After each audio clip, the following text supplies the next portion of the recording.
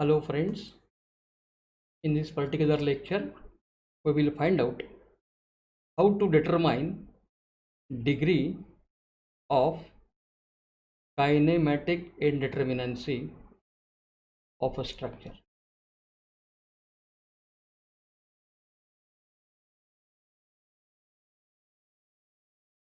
Before we go to degree of kinematic indeterminacy of the structure, let me clear the basic views. The first thing we should know what we mean by degree of freedom, and then next point of our discussion will be degree of kinematic indeterminacy. So first thing we have to determine is about degree of freedom. In the last semester we have seen analysis of determinate structures. Let me revise. Determinate structures are those when you can determine the support reactions, plot shear force diagram and bending moment diagram. In other words, you can determine the structural response just by using equations of equilibrium.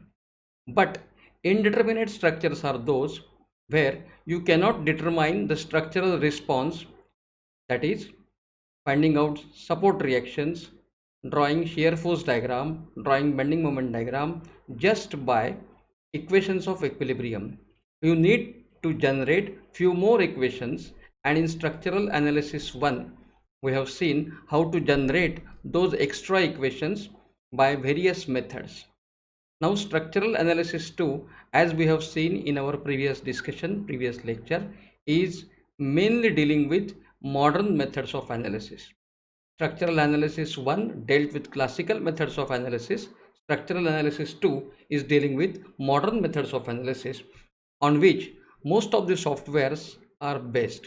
Most of the modern softwares are based on the methods that we are learning in structural analysis 2, and that is why thorough knowledge of those methods is the most important criteria for any civil engineering graduate.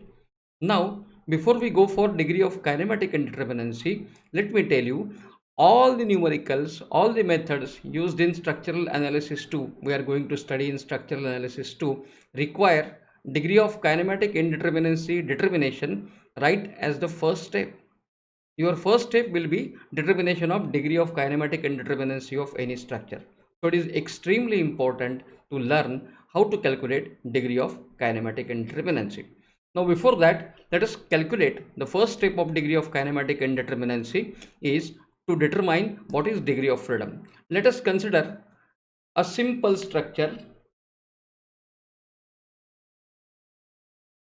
which is a continuous beam having a fixed support at this end and hinge supports at both the ends. Let us determine the degree of freedom for the structure. Now let me revise. What is the degree of freedom of a fixed structure? All of us know this is the fixed support. This is the fixed support, and degree of freedom is 0. Degree of freedom for the fixed support is 0. This support cannot move in x direction. This support cannot move in y direction. This support cannot rotate about z axis. What are the possible degrees of freedom? There are 3 possible degrees of freedom in 2 dimension. Possible degree of freedom in 2-dimensional structures are delta x, that is the displacement in x direction, delta y, that is the displacement in y direction, and theta z, that is the rotation about z axis. So for a fixed support, degree of freedom is 0. Now when it comes to a case of hinge support,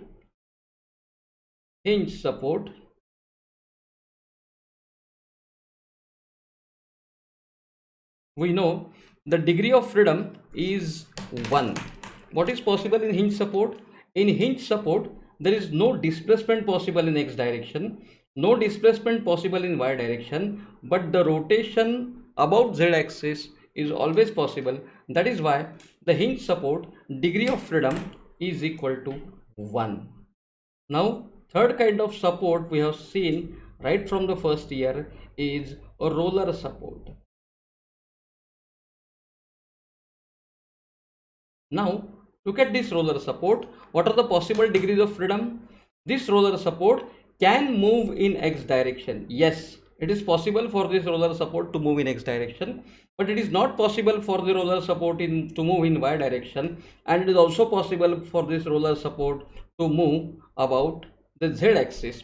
So delta x and theta z are possible. For hinge support, theta z is possible.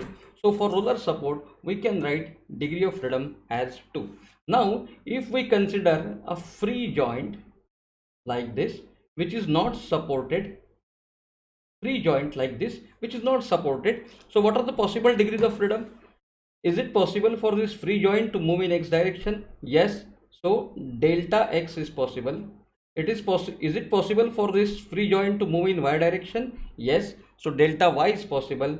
Is it possible for this free joint to move rotate about z axis? Yes.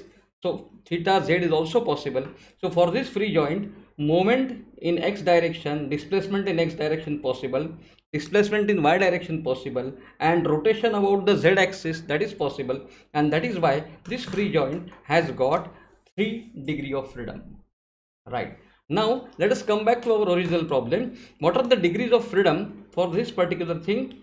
Now answer this, all of you, please. So what is for fixed support? 0 degree of freedom.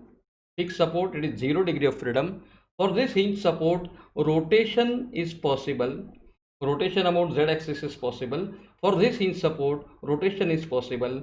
So degree of freedom for this free structure is, for this continuous beam, is equal to 2. We can say this structure is free to 2 degrees. It can move about 2 axis, and it is free to degree of freedom equal to 2. So degree of freedom for this structure is equal to 2. Eager to take another example? Let us take another example. Let us consider a simply supported beam.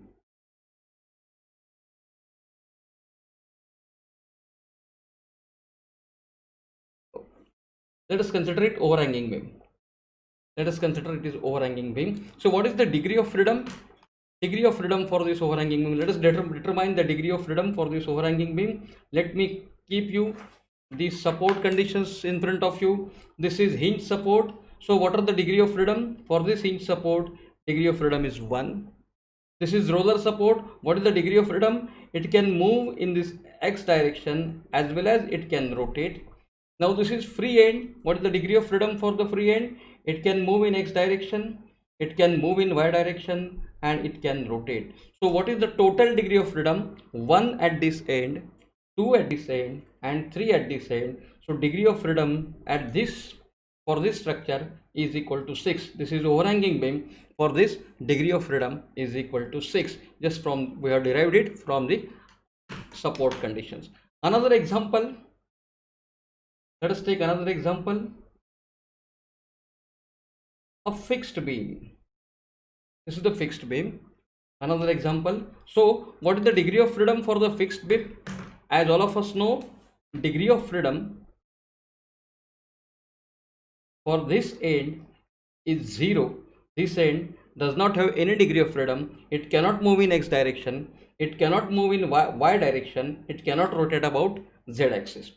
Similarly, for this end, degree of freedom is 0. It cannot move in x direction, it cannot move in y direction, and rotation about z axis is equal to 0. That is why degree of freedom of this structure is equal to 0. So this is how we determine degree of freedom of any structure. We can determine degree of freedom of any structure. Want to try few degree of freedom? Let us consider a frame, a portal frame, which is fixed at this end, and now let us determine the degree of freedom. Virtually, you may say that degree of freedom for this portal frame is 0, but that's not true. It has got 4 joints A, B, C, D. Let's name the joints as A, B, C, D. I am naming it A, B, C, and D. So at end A, since it is fixed, degree of freedom is 0. Degree of freedom for a fixed support is equal to 0. So at end A, since it is fixed, degree of freedom is 0. At end D, since it is fixed, degree of freedom is 0. But what about at end B? It is not supported, it is unsupported joint. So what is the degree of freedom at end B? It is free to move in x direction, it is free to move in y direction, and it is free to rotate about z axis, since this joint B is unsupported joint. Same is the case with joint C. Since joint C is unsupported, there is no support, it is free to move in x direction, it is free to move in y direction, and it is free to rotate about z axis.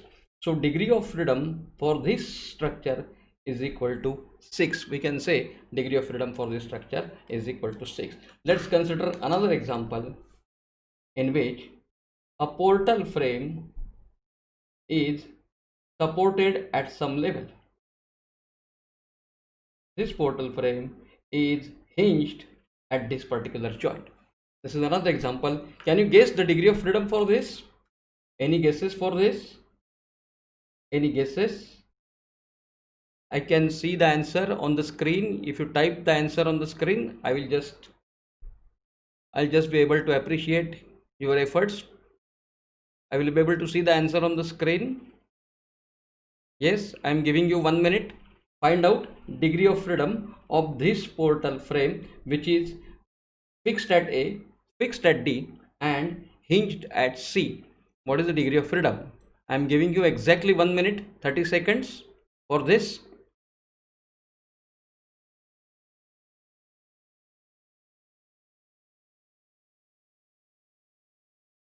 Yes, if you can find the answer, type it. I can see your answers on the screen.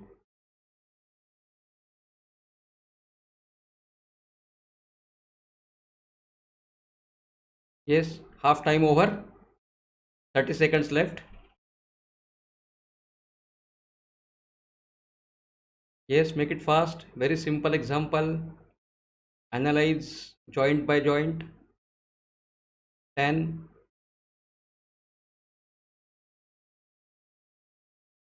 Yes, just 5 seconds left.